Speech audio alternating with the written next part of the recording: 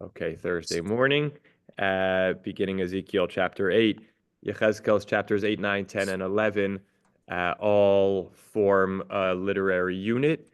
And as I'll just show you for a moment, if you have the JPS Tanach, it's page 1167, Yechezkel chapter 8.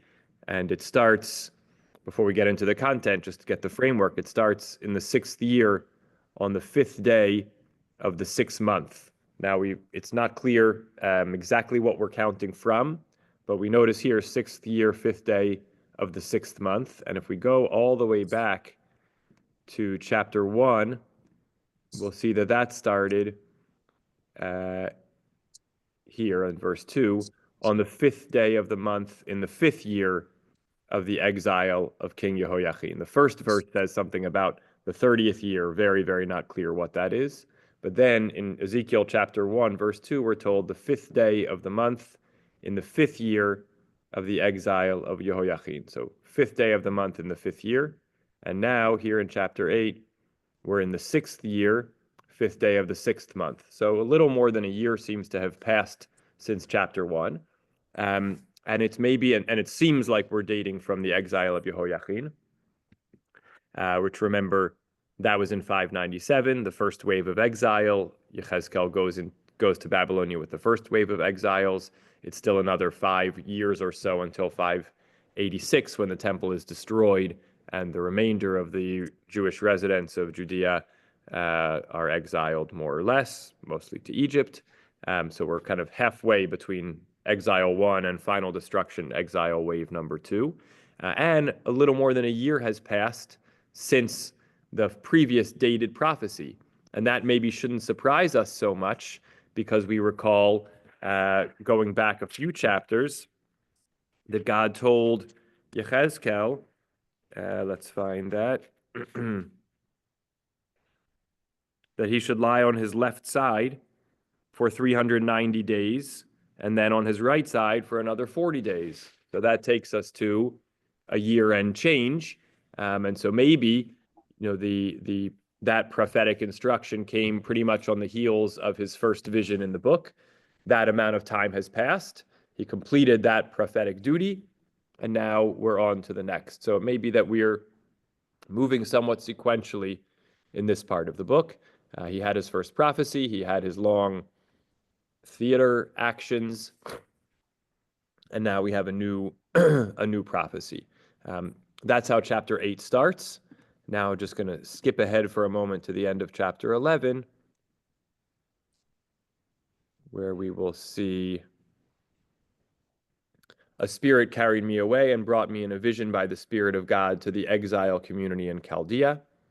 Then the vision that I had seen left me, and I told the exiles all the things that God had shown me. That's the end of chapter 11. And everything we're going to read between now, the beginning of chapter 8, and there, the end of chapter 11, one coherent vision and prophecy. We're going to see that Ezekiel is brought in the vision, not in bodily form, but in the vision, he's brought to Jerusalem from Chaldea, from Babylonia, where he dwells. He's brought to Jerusalem. He has visions there that extend over a number of chapters of visions and instruction. Then he's brought in the vision back home, so to speak, to Babylonia, and he tells the exiles what he saw. So that's the framework that we are beginning. He's in Babylonia. He's completed his private home experience of over a year, and he now has a vision in which he journeys to Jerusalem, sees things there. That's going to occupy the next 4 chapters, 8, 9, 10, and 11. And then that vision is going to conclude with him being in the vision brought back to Babylonia, and he'll then communicate to the Babylonian exiles what he saw. So that's the framework that will occupy us over the next number of chapters.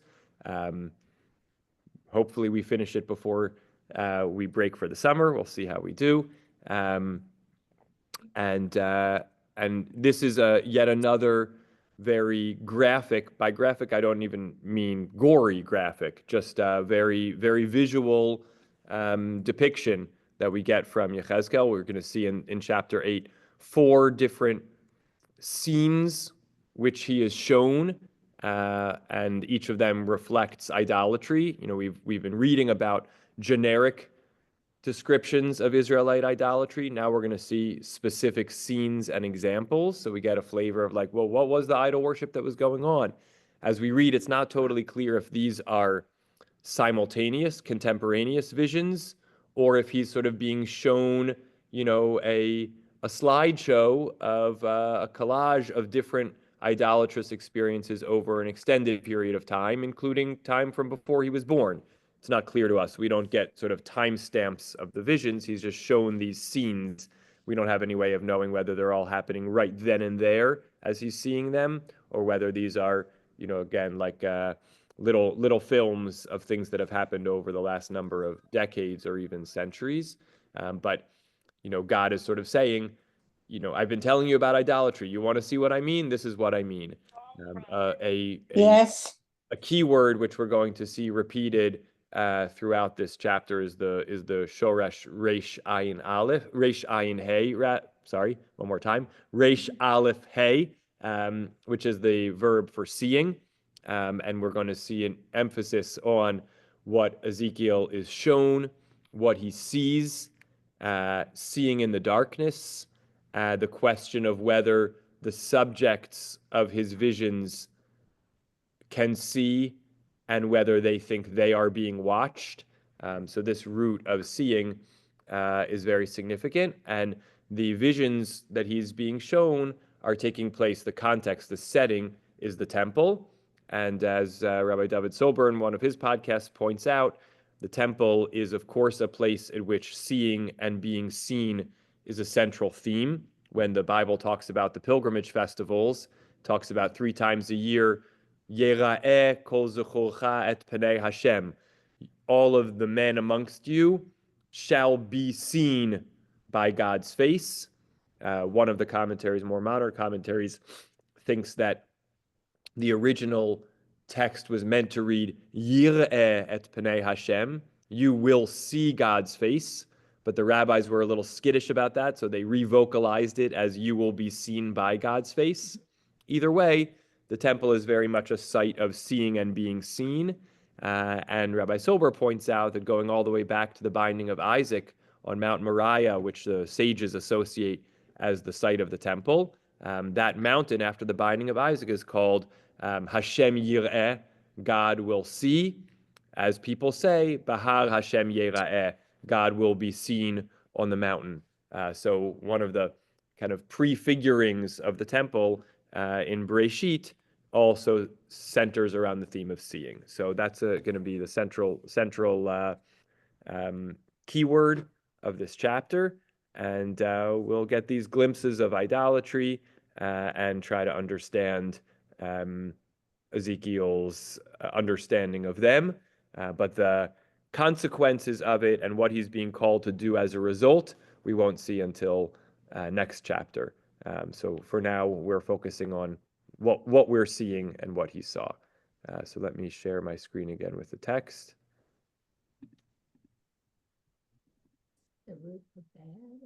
Resh ayin hey is the root for bad. Resh aleph hey is the root for seeing. Yeah. So they're different, although very similar sound, especially to our ears or mouths that don't differentiate as much between aleph and ayin as probably was done in other communities and in times past. Okay, Elaine, will you start us off in the 6th year? In the 6th year, on the 15th, on the 5th day of the 6th month, I was sitting at home, and the elders of Judah were sitting before me, and there the hand of the sovereign God fell upon me. As I looked, there was a figure that had the appearance of fire. From what appeared as the loins down, there was fire, and from the loins up, the appearance was resplendent and had the color of amber. The form of a hand stretched out and took me by the hair of my head. A spirit lifted me up between heaven and earth and brought me in visions of God to Jerusalem, to the entrance of the Penamith gate that faces north. That was the sight of the infuriating image that provokes fury. And the presence of the God of Israel appeared there, like the vision that I had seen in the valley. And I was told, O mortal, turn your eyes northward. I turned my eyes northward, and there, north of the gate of the altar, was that infuriating image on the approach. And God said to me, Mortal, do you see what they are doing, the terrible abominations that the house of Israel is practicing here to drive me far from my sanctuary? You shall yet see even greater abominations. Good. Graham, Then, do you want to take over from here? A little pause. Okay. Verse 7. Right, now I gotta get, okay, there's. Then God brought me to the entrance of the court, and I looked, and there was a hole in the wall. I was told, Mortal, break through the wall. So I broke through the wall and found an entrance. And I was told, Enter, and see the vile abominations that they are practicing here. I entered and looked, and there all detestable forms of creeping things and beasts and all the fetishes of the house of Israel were depicted over the entire wall. Before them stood 70 of the elders of the house of Israel, with Jasaniah, son of Shaphan, standing in their midst. Every one had a censer in his hand, and a thick cloud of incense smoke ascended. Again, God spoke to me, O mortal, have you seen what the elders of the house of Israel are doing in the darkness, every one his image-covered chamber? For they say, God does not see us. God has abandoned the country. And God said to me, You shall see even more terrible abominations that they practice. Next, God brought me to the entrance of the north gate of the house of God, and there sat the woman bewailing Tammuz. I was told, Have you seen, O mortal? You shall see even more terrible abominations than these. Then God brought me into the inner court of the house of God, and there, at the entrance to the temple of God, between the portico and the altar, there about 25 men, their backs to the temple of God and their faces to the east. They were bowing low to the sun in the east. And I was told, Do you see, O mortal? Is it not enough for the house of Judah to practice the abominations that they have committed here, that they must fill the country with lawlessness and provoke me still further and thrust the branch to their nostrils? I, in turn, will act with fury. I will show no pity or compassion, though they cry aloud to me. I will not listen to them. Okay. So let's, as usual, let's just sort of review the chapter. There really are 5 visions. 4 of them are idolatrous. The first is a vision of a messenger of God of some kind. And we'll understand a little bit about each of them and then open up for thoughts and reactions. So, okay, so in the 6th year, 5th day of the 6th month, as we said, this now is about a year and change into the time period that we have as dates for Ezekiel's prophesying. This count seems to be from the beginning of the exile in 597. And remember, the scene is really interesting. He's still at home, where he had this long period of time confined to his home, but to all that we can tell, he was alone in his home for those 430 days. But now he's at home, and Yoshev beveiti, and the elders of Judah were sitting before him. Ziknei Yehuda yoshvim lefanai, and there the hand of the sovereign God fell upon me. What was the gathering of Ezekiel with the elders? It's a fascinating question and hard to know. Were they conversing? Were they studying? Were they, what were they doing? Yechezkel, as we know, was a prophet and also a priest. Elders are not necessarily either of those things. So, what was the purpose of their visit? Who called them there? Totally unknown to us. And of course, recognizing that that's the setting, we then have to wonder even more, what were they doing as the prophecy that he experiences takes place? How long was it? When a person has a vision, you can dream a pretty complex dream in a pretty short amount of time. So it could be that this was a brief little ecstatic state that Ezekiel was in for a few minutes as the elders sat by, or maybe it was an extended period of time. Did they leave? Did they stay in the house with him? We don't know, but lots of curiosity to be provoked by the fact that he's not alone in this moment. He has a company in his presence, and the hand of God falls upon him. Also, an interesting kind of language. It's not the Spirit of God that falls upon him, but it's the hand. We've seen that hand before. Sometimes it's been more constraining and restraining. Here it might be a gentler kind of, pat on the shoulder type of thing. And the name for God, as Elaine had pointed out in some previous sections here, is the compound noun name of God, Adonai Elohim, which JPS translates as the sovereign God. We have our first seeing, va'er'eh. There's the language of ro'eh. I looked, and what Ezekiel saw was this figure, which on the first glance seems very similar to the description that we have of the divine vision that he has in chapter 1. But here it's not clear whether this is that same figure or more of a messenger of God, because this figure also is all kinds of fire and light, fire in its lower half, and a kind of a radiant light. And that language at the end of verse 2, chashmala, which in modern Hebrew is electricity, so something really electrifying in terms of light and radiant splendor on the top half. And then this tavnit yad, the form of a hand. Of course, it's quite striking because tavnit, it's not the image of a hand.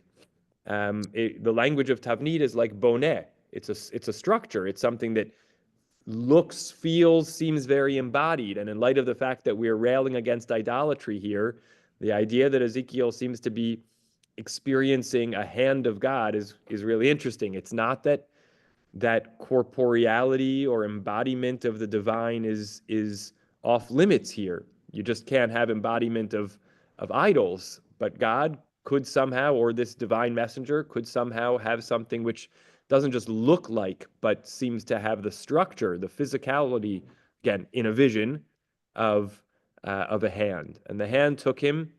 The Hebrew here is by the hair of my head. The English here is the hair of my head. The Hebrew is even more interesting. Vayikacheni b'tzitzit roshi. So tzitzit, we know, of course, are fringes. The tzitzit is not the name for the whole garment. It's the name for the strings that come off the corners of the garment. So when you think about, fringe strings, the fringe strings of your head are your hair. It could be, one of the podcasts, I think it may be Rabbi Alex Israel, called it dreadlocks. There's something you could grab hold of on Ezekiel's head, was there. And I'm trying to remember now. I'll have to look back at a different moment. I'm pretty sure we saw, right, his hair was shaved not that long ago. And so it's kind of interesting. Was there enough time for that hair to grow back? Did he leave some? Right. He did. Did we say that he left the side locks, or did we leave that as a question? I think that question was posed, but I don't think the text answered it clearly. He's certainly supposed to pass that razor in chapter 5 over his head and beard. So interesting to think about what hair was remaining. Maybe these really were kind of the peyot or some remaining strings of hair that were left. It's also a very evocative language for the fact that he's a Kohen, because the Kohen Gadol only, the high priest, wore a headdress or a forehead plate, which was called a tzitz. Tzitz both has a language of kind of light and of sort of fringe. So all those things are kind of at play here. The forehead plate of the Kohen Gadol, Yechezkel is a Kohen, the garment of the tzitzit and his hair sort of all intersecting at once here. That's how the hand grabs hold of him. And while in previous instances that wind or spirit has just sort of transported him, here it seems to be the joint effort of the spirit or wind bringing him in verse 3, and also the hand grabbing him. And in his vision, he's transported to Jerusalem. Right? It says that he's Vataveoti Yerushalayma bimarot Elohim. The Spirit brought him to Jerusalem in a vision of God. So somehow in his vision, he's transported to Jerusalem, to the entrance of this north-facing gate. And what does he see there? What is placed at that gate? So these are, exterior gates around the perimeter of the temple in some form. And one of the gates has a Moshav Semel Hakina Hamakneh in the end of verse 3, the site of the infuriating image that provokes fury. Kind of a fascinating description. And up until now, we've sort of thought about or described idols more with language of detestability or abomination. That's been the language. Shikutz, Gilul, Toeva have been the Hebrew language's terms for different kinds of idols. Now we have a different, field of meaning, which is a thing which brings anger. And that's kind of how the idol is described here. Not something which is disgusting, but something which is infuriating. And that's what Ezekiel sees, simply that image at the gate. And then the presence of God appears there. So is that the same thing as the hand that brought him? Is it a different one? It says, like the vision I had seen in the valley back in chapter 1, which was, again, lots of light and fire and radiance. So maybe it was a similar thing. And he's told, turn your eyes northward in verse 5. And there he sees again that infuriating image, Babi'ah, somehow almost like coming towards him, right? So there's a movement element added on to what he saw before. And now God says to him, the refrain, the chorus of this chapter, Ben Adam, the term that God usually uses to refer to Yechezkel, mortal or human, Haro'eh ata, do you see Mahem Osim, what they're doing? Like, look, do you see? Toivot gedolot, these terrible abominations that the house of Israel are doing. L'rachaka me'al mikdashi. The consequence of this is they're driving me out of my sanctuary. I can't coexist in a house with idols. If they put idols in the temple, I'm leaving. But they're the ones who are driving me out by doing this. V'od tashuv tireh, and you will yet see, literally kind of come back and see or see more, toivot gedolot, even greater abomination. So look at this. You see what they're doing?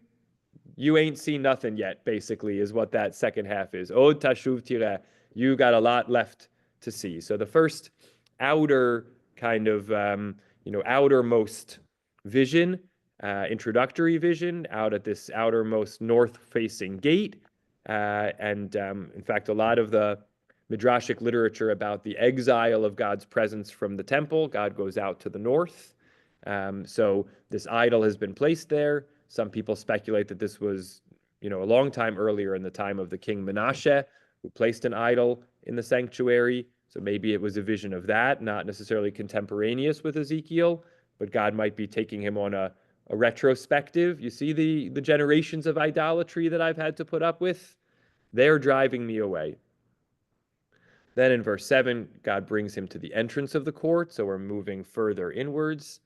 Va'er'eh, and I looked here, unprovoked. God doesn't tell him, just I guess the idea almost is like, when you watch any kind of visual depiction of people kind of tumbling down through a hole, like Alice in Wonderland style, or, being transported through some wormhole, or dimension in space. It's like this experience of disorientation, and then you land and you sort of open up to gather yourself and see your surroundings. So that's what's happening in the beginning of verse 7. God brought me, we kind of imagine a disorientation experience of Yechezkel. He arrives at his spot, And he opens his eyes and takes in his surroundings. Va'ereh. And he looks, there's a hole in the wall. And God tells him, it's interesting here, it's in passive in the translation in verse 8, I was told, but it says, and it, or he, or whatever, the voice said to me, mortal, chatarna bakir, dig in, penetrate the wall. I dug in and I found an entrance. Behold, there was an entrance. Did he create it? Did he somehow, find his way to it? An entrance that was, I guess, bigger than just merely a chol. A chol is something you can look through. A petach is something you can potentially walk through.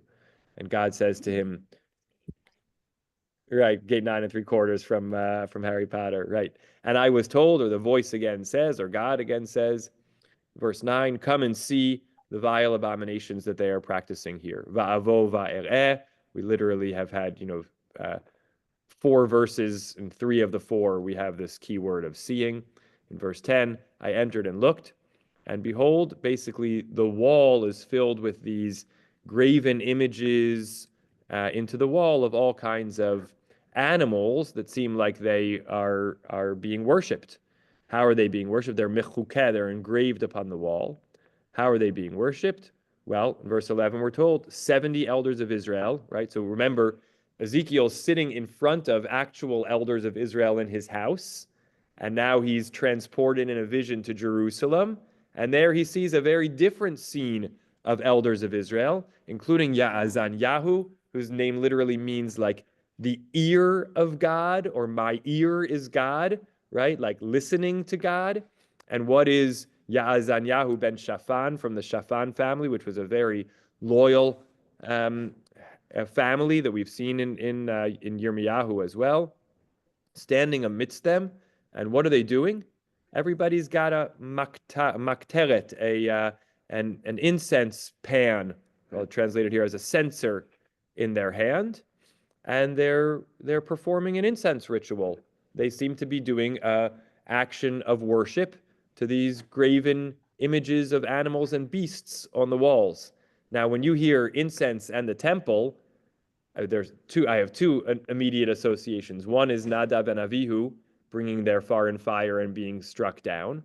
But more than that, I have the image of the high priest on Yom Kippur who goes into the Holy of Holies with his incense pan and creates this cloud and has one of the most sublime, sanctified encounters of God of the entire year and from the entire community. And here we have a bunch of elders standing with incense in the temple, and they're worshiping graven images on the wall. And God says, Haraita ben Adam, you see, you mortal, you see what the elders are doing? Bachoshech, in the dark. And then we have this interesting ish bechadrei maskito. Everyone in their own, it almost sounds like image-covered chamber. Are they in like small booths? We can't totally tell. Of course, it's striking that God says to Ezekiel, do you see what they're doing in the darkness? Well, it's not so easy to see what people are doing in the dark. And of course, we also now have this contrast between light and dark. God is the resplendent light. Idolatry is something which is being practiced in smoke and in darkness. And what gives people the license in their own minds to worship idols in God's temple? Ki omrim, because they say, we're told in verse 12, Ein Adonai roeh otanu. God doesn't see what we're doing. Azav Adonai et haaretz. God has abandoned the country. But why has God abandoned the country? We saw it in God's own perspective a few verses earlier, because people placed an idol at the entrance to the temple, environment. God had to leave. And then the people think to themselves, oh, God's not here to watch. We can worship idols. It's we can understand from God's perspective how God is feeling, seeing and then showing all of this to Ezekiel and trying to say to Ezekiel, right, in a sense, just to zoom out for a moment, over the last number of weeks, as we've looked at the horrible things that are going to befall the people because of their idolatry, and we've asked over and over, like, is it so bad? Do they really deserve this? Were they all doing it? Whether we buy it or not, in a sense, this chapter, I think, validates our question. God needs to show Ezekiel why God is so gosh darn upset. God can imagine Ezekiel is saying, Okay, what is all this detestable abominations you're talking about? Like, okay, they're not worshiping you the right way. Is it really such a big deal? God is saying, grabs him by the hair, takes him to Jerusalem and says, look at what I'm talking about. We are along for the ride with Ezekiel to bear witness to the idolatry. Now, it may not be sufficiently convincing to us. And we may look at it and say, okay, graven images on the wall. Okay, incense. Okay, it's in the temple. What's the big deal? But this is God's attempt to make God's case, and exhibit A, exhibit B, exhibit C, exhibit D of the idolatry that God is indicting the Israelites for doing. So bear with me. We're more than halfway down the chapter. God says again, Od tashuv tireh, you're going to see, you think this is bad, you ain't seen nothing yet. Next, God brings me in verse 14 to the entrance of the north gate of the house of God. Exactly how is this different? Looks like rather than being the north gate of the entire compound, now it's the north gate of the temple, building itself, perhaps. We've moved, further in to the center of the temple. And there are Nashim Yoshvot Mivakot et HaTamuz, women bewailing Tammuz. Tammuz we're familiar with as the name of a summer month. Know that the months of the Jewish year, that the Jerusalem Talmud, I believe, says this, were names that came with the Israelites back to Israel from Babylonian exile. So it makes sense that these month names are names that reflect something about Babylonian reality or culture in literally this exact time period, the time period of the Babylonian exile between the first temple and the second temple. And just as in the months of the year that we have in our secular calendar, many of them are linked to gods, right? January is Janus, and I don't know most of the other ones, but they're certainly like mythological. July, probably. Right, July, right. So those that could be Julius, the Caesar's names. There's overlap, I think, between the emperors and the gods. So we have a familiarity with that idea of naming months after the powerful leaders or gods. So too, Tammuz was the name of a Babylonian god. And one possible suggestion about the bewailing is the idea that Tammuz was a spring and summer sort of god, or the god of the warm season or the dry season or whatever it was. And at the end of that season, as summer would give way to fall, there was like a mourning, M-O-U-R-N, a mourning ritual, in the sense that the god Tammuz was sort of departing, going into hibernation for the winter, not to be seen again until the spring. And there may have been some kind of bewailing ritual. It was, in that sense, a kind of a form of worship or recognition of the power of that god. And there are women sitting and mourning over the departure of Tammuz. And so we have another scene. We went from elders to a group of women. So we're being shown a range of worshipers, a range of settings, a range of gods, all to buttress God's case. Look at you can't just pigeonhole this and say, oh, it's just one group of people, it's just one God, it's just one setting. We change worshipers, we change setting, we change gods. This is meant to give us a sense of the widespread, rampant idolatry. And Ezekiel is told again, I've got more in store for you. And then we come to verse 16. Now we've come Chatzar Beit Hashem HaPnimit, the inner court of the house of God. We remember that the very first place he was brought in verse 3 was the Pnimit gate. So Pnimit actually means inner, but this gate on the outside was called the gate, maybe because if you follow it further, it leads you to the inner chamber. And so now he's went from Sha'ar Pnimit, the Pnimit gate, now into Chatzer HaPnimit, or into Beit Hashem HaPnimit, the inner house of God in verse 16. And there at the entrance to the actual, inner building of the temple of God, Bein HaUlam Uvein HaMizbeach, between the portico and the altar. This is really a sacred, sanctum or area of the temple. There's around 25 people. Here they're not called elders, they're just Ish. We had elders, we had Nashim, women. Now we have Ish, a group of men. And they have their backs to the temple, and they're facing east, and they're bowing low to the sun in the east. Now, first we hear this and we say, what's the problem? We all daven facing east, right? We face Mizrach. And that's exactly what they're doing. They're facing is Kedma. Kedma is Mizracha, to the east, to the side in which the sun rises. But the problem is, if you're standing in the temple and the temple is to your west, you're supposed to turn west and face the temple. We don't worship to the east because the east is godly. We turn towards the temple wherever you are. If you're south of the temple, you face north. If you're north of the temple, you face south. If you're east of the temple, you got to face west. They literally turn their back on the temple, on the place where God is, and they face the sun. Why? Does it say it here? Yes, and it says not just they face the sun, but Hema mishtachavim kedma lashemesh. They're bowing to the sun in the east. Now this is the height of it.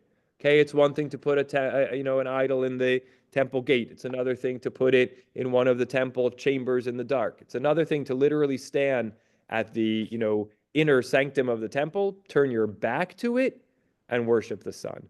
And God says to Ezekiel, Hara'ita ben Adam in verse 17, do you see? It's not enough to practice the various abominations that they committed here.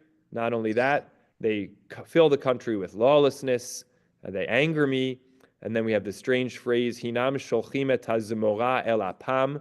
They thrust the branch into their nostrils. The Talmud has a lot of attempts to interpret this. If you look at the JPS, it says apparently meaning goad me to fury. There, T-H-E-I-R, is an euphemism for my, right? So God is not going to actually say they stick a branch in my nostrils. So it's sanitized by saying in their own nostrils. That's one interpretation, that it's really about provoking God's fury. And, we talk about sometimes, God's nostrils are inflamed. No better way to inflame someone's nostrils than to stick something in it. That's like the ultimate provocation. And God says, Gamani eseh v'chema, I will also act with fury. It's an interesting choice of language. Before, the Hebrew in the previous verse was kaas. Now God says, I'm going to act with chema. Chema is fury or rage or heat, and it's also one of the terms for sun.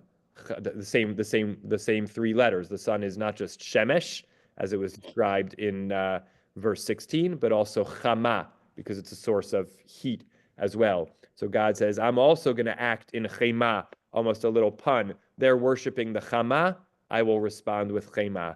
I will have no compassion. V'karuva oznai, they may call out to my ears. Probably a play on that previous fact that the one of the people leading the elders was Ya'azanya, the one who's supposed to have their ear to God.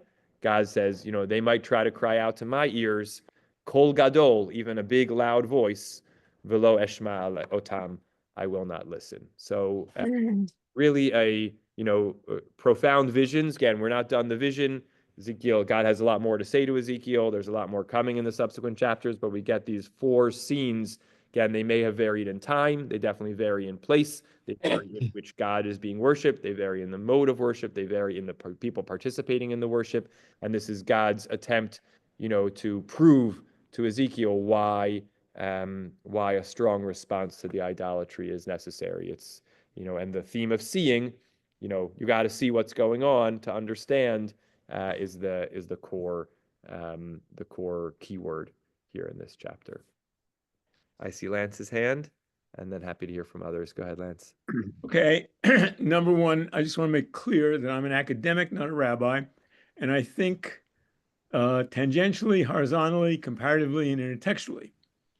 Now, what I'm suggesting is that Zeke, I'll call him Zeke, reveals that suffering comes from sin, which is traditionally associated with Judaism. In A Christmas Carol, Scrooge, who functions as both Ezekiel and the Israelites, reveals that suffering leads to salvation. And I might add that in Islam, causing suffering leads to salvation. That's a joke. No exit, Sartre's no exit, shows that other people create a hell on earth. Calvinists say you can and you can't, you will and you won't, you'll be damned if you do, you'll be damned if you don't. The bottom line, everyone on earth is in a no-win, no-exit situation. Just a few other comments, and that is the business of going through walls is reflected in Alien and Space Patrol, and it could also be the transporter in Star Trek, and this is definitely sci-fi. Double and triple letters within a text, tzitzit, for example, indicate that God is buried in the text. It's a God wink and a manifestation of God in the text. The stick, there's in the Talmud, it says Polimo puts a stick in the, puts an arrow in Satan's eye, which is similar to the nose thing. And finally, I just want to say one thing that is not related to any of this. How many times, Rav Stephen, in the mention of within Jerusalem Day was the city of David mentioned? Say more what you mean by that question. Well, the archaeologists working in the city of David have found coins that establish without any question that Jews are the indigenous population of Israel, not Arabs. The Arabs are furious. They have tried to subvert and undermine the archaeologists' discovery. And the problem here is that most people think of the Temple Mount as the place temple, but archaeologists contend that both temples were in the city of David. Great. A lot of it. Which is, by the way, behind me. Yes, I see that in your background. Beautiful. Great. A lot of great insights. Thank you. Mama Toby? Struck me about this is that the people are saying that they're doing the abominations because God has abandoned them. Mm-hmm. And God is saying, I'm going to do all these things to you because you are abandoned me. Right. And Or so- at least driven me away. Yeah. Yeah. It's almost like a married couple. Yes. One says, well, you were the one that abandoned Yes. me. And the other one saying, Yes. no, you're the one that Yes. abandoned me. Yes. And, Yes. From when we look at a lot depends on whose perspective you look at it from. When you look at it from God's perspective, God says, like, look at these hypocritical people. They drove me away, and then they're acting like, they can act with reckless abandon because I'm not here. Is there some sense in which the people feel, well, God, you weren't there, and that led us to these idols. We couldn't find a connection with you, or we felt like you abandoned us. That's certainly how they've come to see things at a certain point. And unpacking the layers of who started it, it's not always fruitful, but there is a tension here about kind of whose narrative and whose story. It's not that I can get away with it because you can't. I have a question. Yes, Estelle. I know I've said this before, but what I keep bringing up is why he brings up, or whoever brings it up, whether it's Ezekiel, why does he bring up facial features when there is none? The nose, the body, the eyes, just why? And is that the only way that Ezekiel can come across with his statements? I find this very difficult to absorb. Yes. It's a great question, and I think that the term is anthropomorphic or anthropomorphization. The utilizing of embodied language to describe God is something which both Ezekiel sort of seems to do on his own to a degree, and also, seems to hear God do it in God's own voice. Yes, that's what bothers me. Yes, right. So for the idea in verse 17 that, that again, if we understand the nostrils to be God's nostrils, then God is talking about God's own nostrils, is quite striking. So it is a really fascinating question, and scholars have debated whether this is just the way the Torah, the sages use the language of Dibra Torah Kilashon B'nei Adam. The Torah speaks in the language of human beings, and that means that it describes God in ways that use human body part language, because that's the best way we can get any sense of anything. If we believe that God relates to us in the world in some way, then probably one of the only ways to understand how God relates to us is to use the language that we use for how people relate. We could sometimes just say God was angry, but a way, if you really want to feel angry, you think about flaring nostrils. Ooh, they're really mad, right? So do we have to believe from that God has nostrils? No. On the other hand, there have been theologians and philosophers in very good standing who have argued that God doesn't have to have a body of flesh and blood to have a visualizable appearances in this world, right? So you imagine like a fiery apparition, Well, then that could be, it's not that is the entirety of God. well, excuse me, but one of the things that would strike me is he sent lightning to kill a tree, and that shows an emphasis of God's anger, which to me, and I'm sure I'm not alone, would designate anger, the anger of God, rather than giving him a body. Mm-hmm. I wouldn't that seem to be that way for other people? It could be. It could be. And so it's interesting that the Torah doesn't limit itself to that kind of language, but is comfortable using language that describes, body parts and actions to describe God. And again, some people have simply said that's metaphor to help people understand, and others have said no, it describes something that people saw that they associated with God. I've been looking at a few of the images of whichever volcano it is that's been erupting in Hawaii, and you see these 100-foot high plumes of lava, and it's just there's something about it that's so gripping. These magnificent red orange, Yes, that would make more sense to me, frankly, yeah, than yeah. So I mean, that's the kind of vision that's being described. It's just not coming out of a volcano. And so there's something that feels, so many dimensions of it feel like they cover dimensions of God. Something which, on the one hand, provides warmth, but if you get too close, it'll burn you. Something which provides light, but if you get too close, it will blind you. Right? These are things that give us a good sense in some way of what we might want to understand, or what God or the Torah might want to communicate about what God is.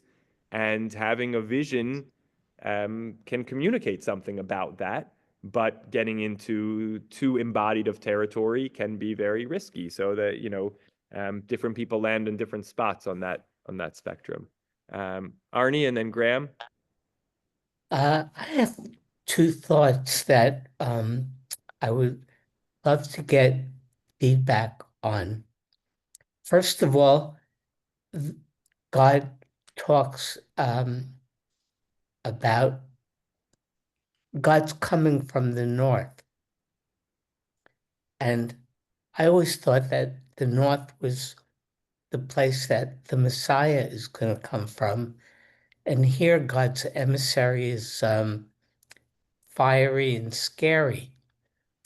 So what's the deal with the north is my first question. And secondly, in verse 17 or 18,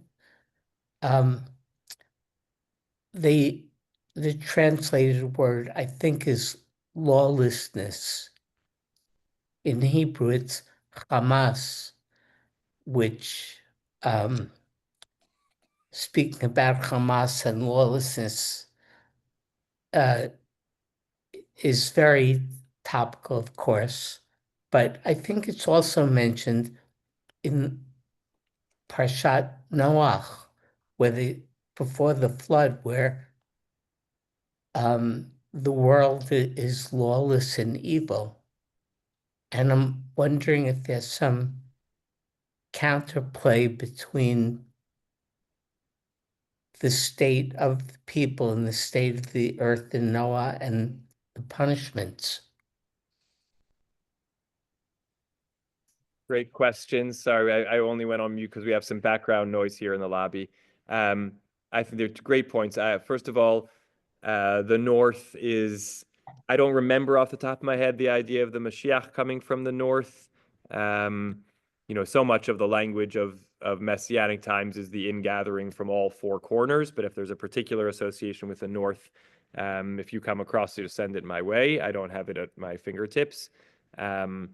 More of the association, certainly starting with Jeremiah, of the north is the Assyrian or Babylonian conquests coming from the north, which is really the northeast. But so we have punishment coming from the north. Redemption coming from north would be a nice kind of counterpoint. Tafun in the Seder, hidden and the north. Yes, there's that, right. There's that word play between Safon and Safun, Safun hidden and Safon from the north. Yes, which is very interesting.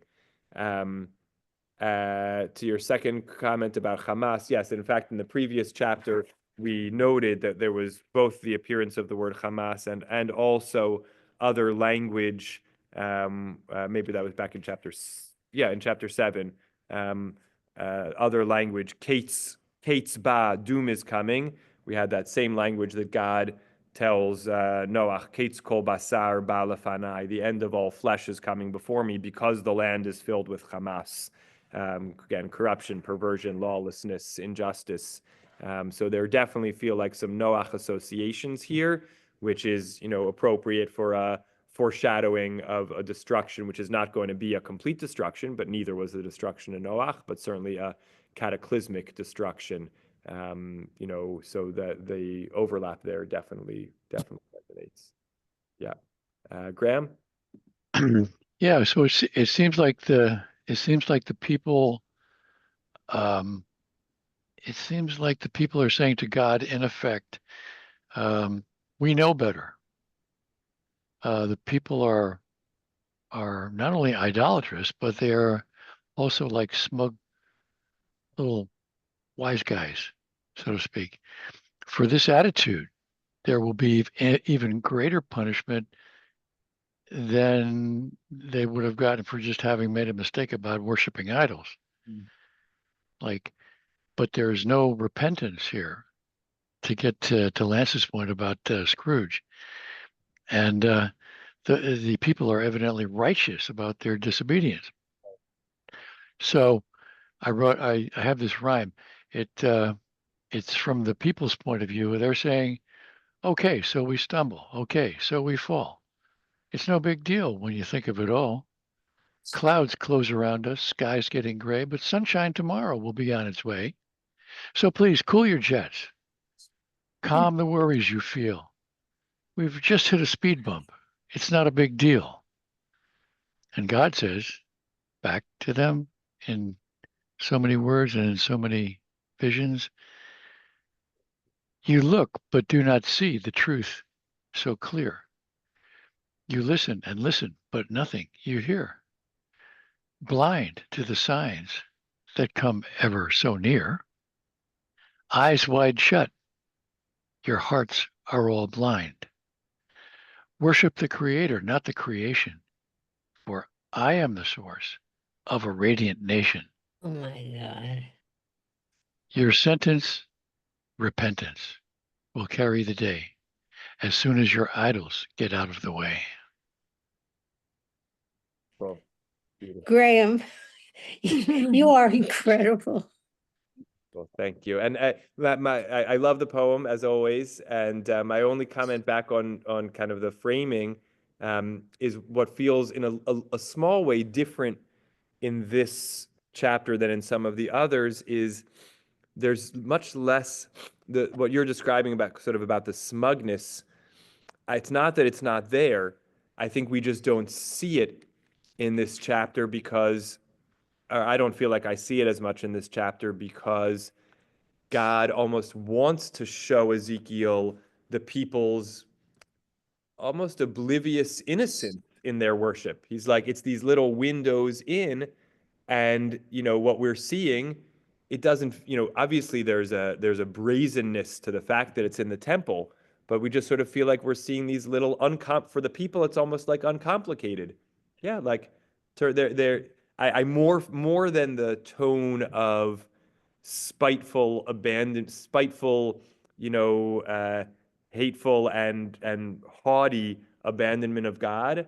I almost more the tone that it feels to me is almost like oblivious fools. Like, do you Like unconsciousness. realize that that's the temple behind you? You have your back to when you bow down to the sun. Like you're here in the sanctuary engraving animals on the walls and burning your incense. It can't be that they don't know, but somehow the tone I feel from the chapter is like Ezekiel looking in on their absolute like astonishing ignorance, which perhaps leads us to say, like, it can't be that way. They must obviously know that they're sticking it to God. But we sort of get these little snapshots that feel almost like they're unaware of the depth of their, of their abandonment and rejection. Right. Like we're in Babylonia. This is what we do. Yeah. Yeah. Yeah. Although they're there in Jerusalem, but kind of almost as though they've adopted this Babylonian frame of mind. Or the exiles. Yeah. Because I think for the point that maybe just to close that circle, right? They're in Jerusalem, but from their perspective, God has left. So they're in the place where God once was, but they say like God doesn't see. God has abandoned us. So the temple is not God's house anymore because God left. Now God says, I left me away. But right, like when we think about it from their frame of mind, the way they're thinking about it, God is gone. So we've moved on. So are they exiling God or is God exiling them? Ah, I think the idea is that's a goodie. I think the idea is from God's perspective, they exiled God, so God is left with no choice but to exile them. Right. Yeah, yeah. So Wow. rich sort of unpacking here. This is this is a terrific discussion, I must say. I'll circle back to Lance and then get ready to wrap up. Yep. Just go ahead and unmute, Lance. We don't hear you yet.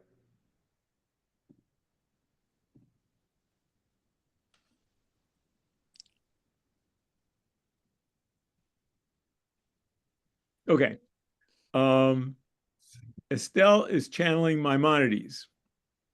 Maimonides, according to AI Overview, and I agree with this, Maimonides strongly believed that God is not human and should not be conceived of as having a body, parts, or human-like qualities. So, Estelle, from my perspective, you are right on target. Great. Let's. And I should note before I come to Mama Toby for a last comment that there's a famous, I won't be able to reproduce it precisely in the Hebrew, but there's a famous passage in Maimonides in which he talks about God having no body. And the Ravid of Posquier, who wrote short glosses on the Rambam, says something to the effect of, Gedolim v'chachamim mimenu chalku alav, or something like that. People maybe greater or more numerous or wiser. And then he writes the word mimenu, which could either be translated as from him or from us, argue on him, meaning the Rambam asserts God has no form, no shape, no body, no likeness. And one of the people who comments on the Rambam then and there says, that's not the only point of view. So, it's a timeless debate. You can see Mark Shapiro's book on the 13 principles of the Rambam revisited for kind of some of the different schools of thought on that topic. Yeah, Mama Toby? First of all, there's a children's book that's entitled, Does God Have a Big Toe? Uh-huh. Uh-huh. And what does it say? You'll have to get the book and Okay, find out. okay, great. The thing I wanted to point out is that God always, and I can't come up with the examples right now, but through the whole Torah, he responds with punishment that is sort of in kind to the crime. We call measure for measure, Measure for midah keneged measure. midah. Yep. Not just in severity, but it somehow, so like if you burn incense, he's going to respond with fire, Right. in his Right. punishment, or if you're not listening, he's not going to listen.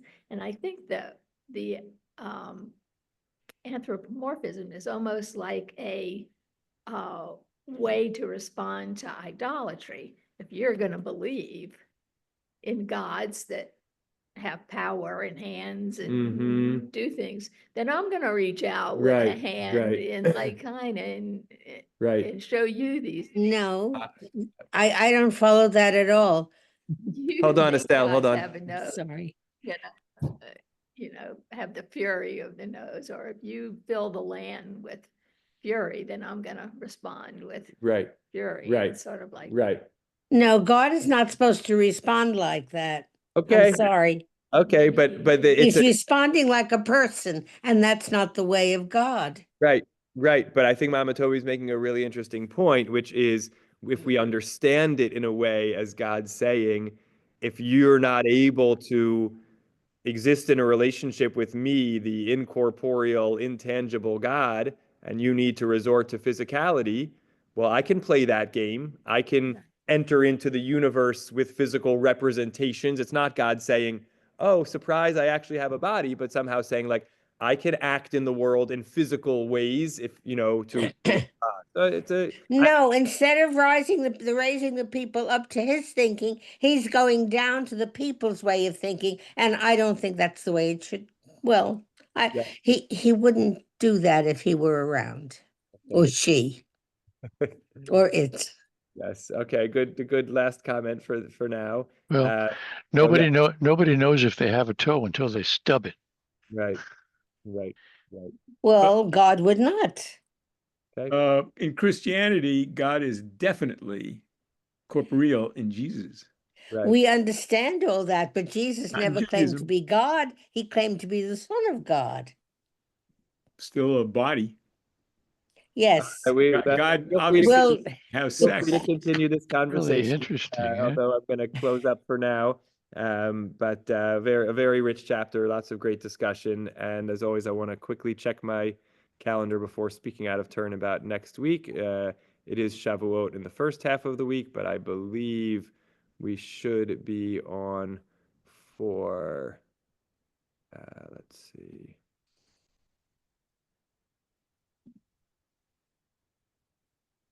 Ooh. Next Thursday, I have a day-long program, so we will not be meeting, but we will pick up again in 2 weeks on Thursday, the 12th. So sad to miss you next week, but we will be back together again in 2 weeks' time.